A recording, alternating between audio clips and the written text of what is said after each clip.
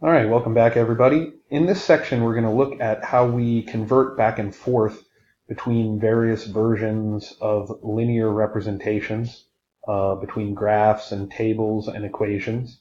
So over the next 3 videos we're going to handle how we look at all of those different types of relationships.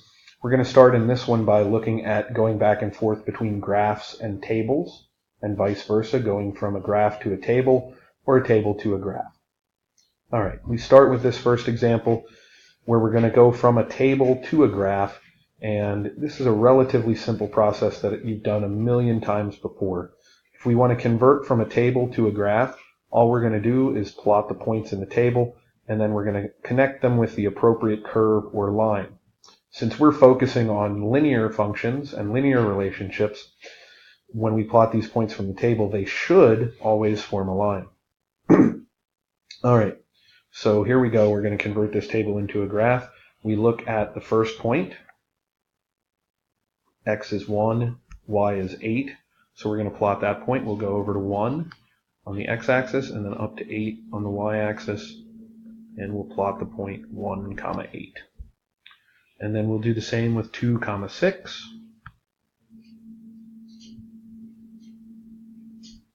And 4, 2.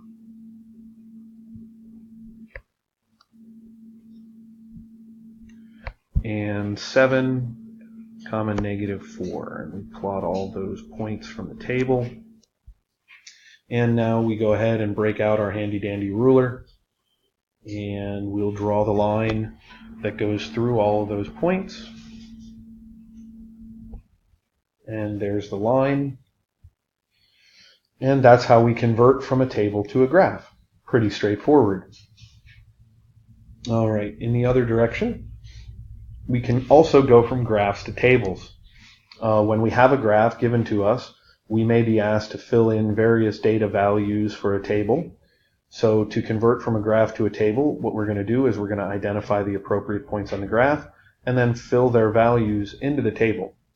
So you see the graph that we've got graphed here, and what we're going to do now is seek out the y values to go with all the x values in this table. The first one, when x is 0, so I go to 0 and I go up to the graph of the line, and now I need to identify what the y coordinate of that point is. The y coordinate is 5, so I can fill that into my table. Next, we have an x coordinate of 2, so we'll go over to where x is 2 and go up to where the graph is when x is 2, and now we'll identify the y coordinate of that point. The y coordinate of that point is 4. I'll fill that in. Let's see what we've got next. When x is 6, so I count over to 6 and go up to where the graph is and identify the y coordinate. The y coordinate there is 2. And then lastly, I've got an x value of -4, so I'm going to go over to -4 on the x-axis and go up to where it meets the graph. And there I have a y coordinate of, looks like 7.